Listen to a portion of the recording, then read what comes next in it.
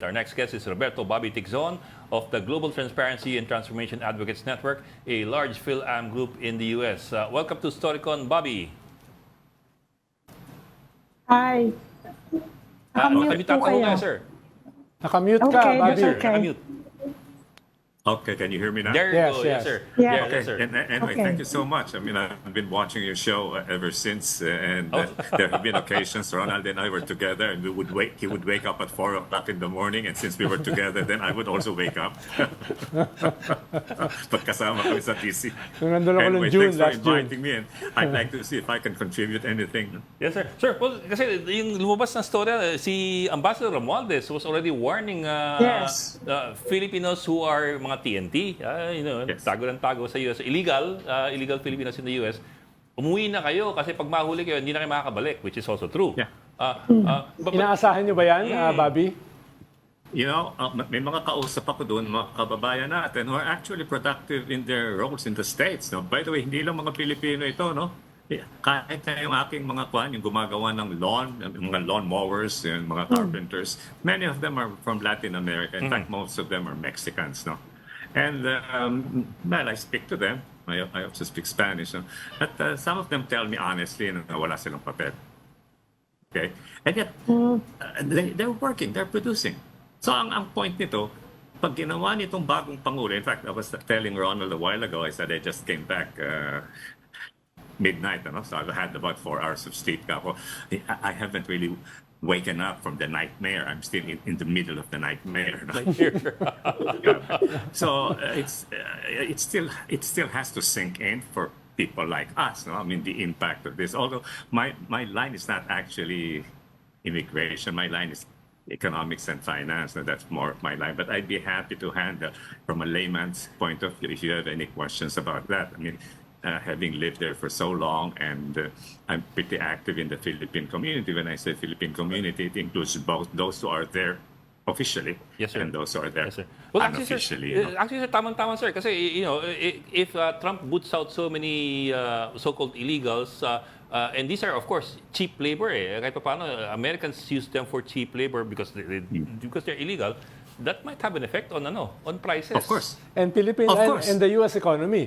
And Of for the course. economy. Yeah. Of course. I mean, one doesn't have to go through economics 101 to know that. No. Number two, yung sinasabi ng tariff, I don't understand. People don't get it. When you raise tariffs, you're not punishing the exporting country. Indirectly, you are punishing them because the demand for their products will be less because of higher Yeah. prices.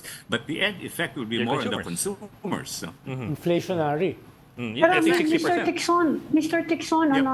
kung sakaling he makes good on his promise na paalisin nga lahat ng illegals, is there any way kung halimbawa yung TNT nandun na for maybe 5 years, is there a way for him to, meron bang process dyan in the US na hindi siya aalis, pero he will go through the legal procedure na for immigration? Meron bang ganon? Or do they really all have to go Okay. back to the Philippines and then apply for immigration? Again, my layman's answer to that is, of course, there are so many immigration lawyers who would be happy to help, but the backlog is so long, number one, and it costs money. Hindi libre yan, it's not free.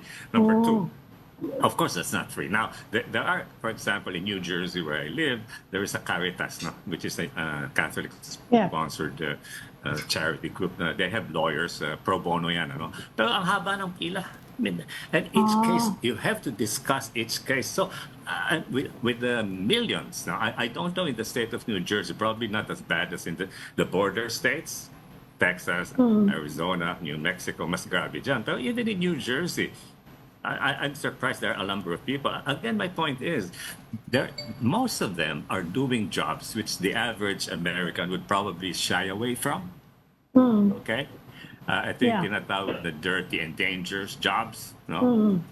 So pag umalis ang mga yan, what will happen? Then people will then either do it themselves or they will have to look for people with document to do it, but they will charge more. So, magulo. The repercussion is really sad.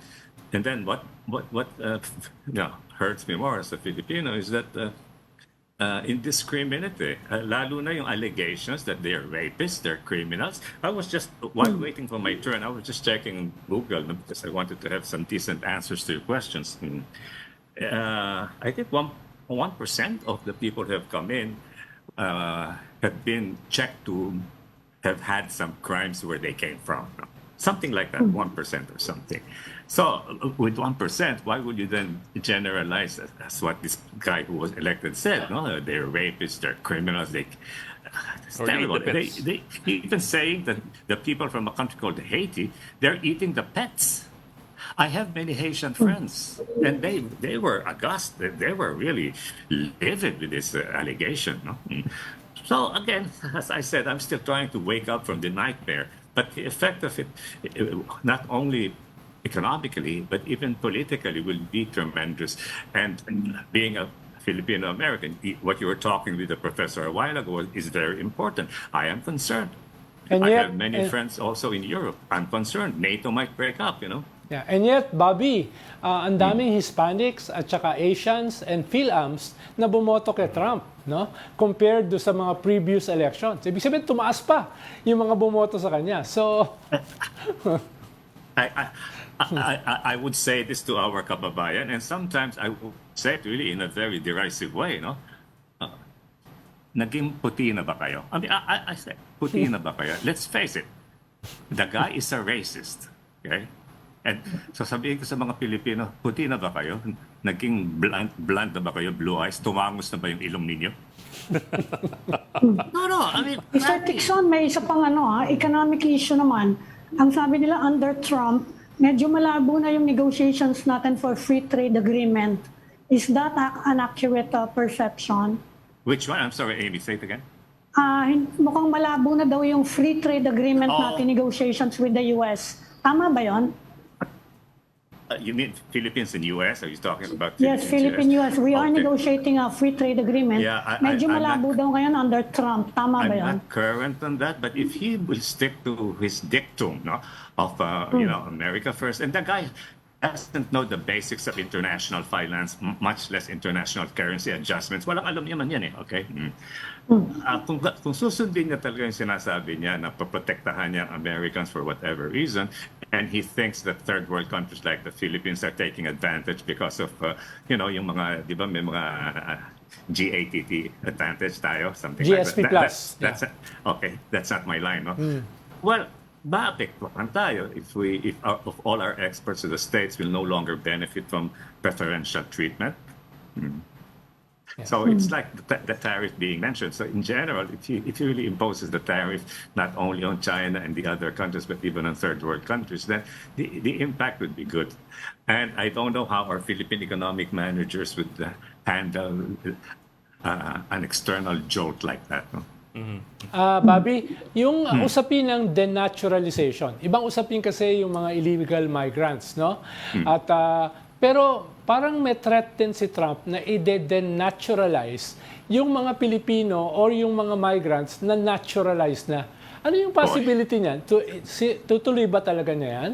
Dahil sa ngayon Grabe kasi na yun. yung indications ng kanyang mga mukhang gagawin niyang Attorney General, mukhang yun ang direction eh. Ronald, nadinig ko lang yan in passing. And nung madinig ko, sabi ko, oh no, he can't do that.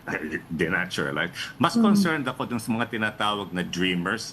You know that, right? Yung mga dreamers. Yung mga mga anak. pinanganak sila sa Mga anak. States. Pero yung magulang, no, I'm sorry. Ang isang magulang nila ay American, pero yung isa hindi American. Yes. Dreamers. It's an acronym. I forgot. No? Pati yung mga yon, balak sipain eh. And these are productive people. In fact, I know many of them who have studied in the States. They don't speak Spanish or hardly any Spanish. Pero the fact na yung isang magulang lang nilang ang citizen, o yung iba yata sa kanila ay hindi na naging citizen pero pumasok yung mga magulang dito as illegal. No? There are many ramifications. But Trump is taking a very generalistic approach. Basta ikaw ay hindi dokumento, ikaw ay hindi US citizen, ikaw ay hindi green card holder, you're out. Pero pag pinanganak ka sa US, di ba naturalized citizen ka na? Pag pinanganak ka sa US? Natural born ka. Natural born? Yeah, even Natural that I born. understand. That's the jus soli, Jus soli sila eh. Yung ibang bansa, jus sanguini like Japan. No? Okay. So, yeah, may nabalitaan ako na they want to change it from jus soli to jus sanguini. No? Sir, a very, very basic question, sir. How do immigration agents in the U.S. check the paperwork of people there? I'm not talking about the borders, ha? I'm talking about yun. Kasi, for example, if you go to Sabah, once in a while may checkpoint dyan, check yung papeles mo, yung ID mo. In the US ba, do they have the same thing, or it's only when you are found to, or you're suspected to be guilty of something, that's when they check your citizenship and your paperwork? Exactly, you're right. Normally, no, but then now, in places where there's a predominant immigration community, like parts of New Jersey or maybe near the border, then probably the police there, they have been deputized, or even the immigration official, to ask you when you're walking in the city, can I look at your documents? Can you prove to me that you're legal? Now, whether that is by itself is that legal? Appropriate and legal, I don't know. Pero sa New Jersey, hindi ginagawa often yan. Ano? But then, if they start asking people, okay, sa kalye, no, lumalakad ka, mukha kang kwan, you know, they hate the word stereotype. They hate it, but they are using it now. They're stereotyping. Kung ikaw ay mukhang Latino at hindi ka nakabihis ng gusto, naku, kawawa ka. By the way, another thing, madaming in-check ang part nitong illegal immigration. I have heard about this, but then I was just checking a while ago, and I found out that just last year, about 40,000 of these, they say millions who came in, last year alone was almost 40,000 from communist China. No? And unfortunately, a large, Ronald and I have spoken about this, a percentage of it would be spies. Communist spies. So Pero they've started, the US government has started deporting them, di ba? Yung mga Chinese who are suspected to be spies, yun ang mga nauna na actually sa deportation. And you think under Trump medyo bibilis pa yan? Yun, pabor ako doon, you know, anti-China. I openly say even in public, okay? Kaya lang, I was watching this interview of a Catholic Christian lady who was one of those who passed through the borders in the South. And the reason she left was because of the persecution. You've heard of the Falun Gong, you know the Falun Gong in China. Yes, okay. yes. Hindi siya Falun Gong, Christian siya. Pero sabi niya, yung ginagawa sa Falun Gong is almost yung ginawa sa pamilya niya. So when I was listening to that interview, I said, I dislike the way the Chinese have been treating the Filipinos. But then when you hear a case like this, and I hope, well, for all you know, she might also be a spy because she seemed very legitimate. Alis ko. Umiyak pa umiyak. Ano? So kung ito ay talagang legitimate na paalisin ng US, baka pagbalik sa China, banatan, ano, kawawa naman. But then if she's a spy, it's so hard. But then I just wanted to mention that this thing of kicking out the immigrants, the Chinese would be one of the sub aspects of this issue, which I think should really be kicked out. Okay. Ganun ako kagalit sa China, by the way. Alam niyo yun, alam niyo, not only because my wife is Taiwanese, no, but even if she were not Taiwanese, my wife is Taiwanese. Okay, this is full disclosure. Kaya dalawang tama sa akin eh. Yung asawa ko Taiwanese, tapos ako Pinoy, you know. Sir, one more question. I don't know if you have the figures or estimates on this. Ilan ba yung mga Pinoy kababayan natin sa US na illegal? Any estimate by any group in the US? At kahit yung legal. Kahit legal. Pero dumaan sa illegal kasi yung illegal yung yung I was talking to some common friends with Ronald. Kausap ko sila sila Eric, Agon. Ang general figure is about 4 million, you know. Illegals? No, halo-halo. Halo-halo. Legal. Ngayon, out of that, siguro mga kalahati, 50-50. Ang laki nun, ha? Ang binanggit na figure sa report dito, 250,000. That's pretty low ba? 250 ang illegal? 250,000, mababa ba yun masyado? Ay, masyadong mababa yan. In the whole United States or just a couple of states? Yeah, US. Ano? US, mababa ba yun? Of course, of course. Alam mo, Ami, sa simbahan lang namin Yeah. no? Sa simbahan. Alam ko kung sino yung illegal doon.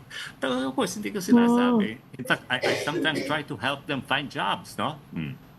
Well, alam ko, 250 for the whole US definitely is understated. No question about that. Kadagdag ko yung istorya namin. Kasi Another reason yun ang nabanggit ngayon eh. Pangatlong dahilan kung bakit malakas ang galit ko sa China, bukod sa ako'y Pinoy, ang asawa ko Taiwanese, I am Japanese educated, no? Kompleto ka. Kompleto. Talaga. Marunong mag-Japanese si Bobby. Yeah, I'm fluent in the language. Okay. Okay, sir. Sir, maraming salamat. Si Sir Bobby Ticzon ng Global Transparency Sir, Labo. Nilinaw ko lang, wala akong kinalaman sa pagiging anti-China niya. Ami, wala akong kinalaman dyan. Salamat. Thank you, Thank you Mr. so much. Ticzon. Okay. I Salamat, often Bobby. watch your show and I always tell people to watch it. Salamat. Keep up Salamat, the good salamat, work, my Bobby. friends. Sir Keep up Bobby the good Ticzon Thank ng you. Global Thank you. Transparency and Bye. Transformation Advocates Network, Phil-Am Group, one of the biggest Phil-Am groups Yeah. in the East Coast? Yeah, in the East ba? Coast. Yeah. Okay. Thank you, Sir Bobby. Thank you. Thank you.